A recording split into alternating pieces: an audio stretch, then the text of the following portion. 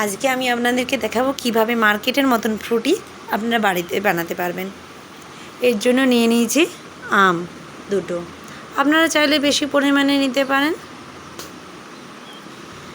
আমার অবশ্য কিনতে হয়নি, গাছের আম। এবার এটিকে কেটে পরে টুকরো টুকরো করে নিয়ে মিক্সিতে আমি পেস্ট করব। মিক্সিতে নিয়ে নিলাম, মিক্সিতে পেস্ট করব মিহি করে, যাতে দানা দানা না থাকে। এবার এটিকে গ্যাসে গরম করে নেব একটা পাত্রের মধ্যে। তার মধ্যে কিছুটা জল অ্যাড করতে হবে, চিনি দিতে হবে।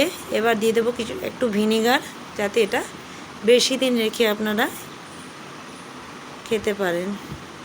এবার এটাকে ছাঁকনি দিয়ে ছেঁকে নেব। ছেঁকে নেওয়ার পরে এটাকে গ্লাসের মধ্যে নিয়ে ফ্রুটির মতো, এবং এটাতে বরফ দেব। বরফ আপনারা ফ্রিজেও রেখে দিতে পারেন।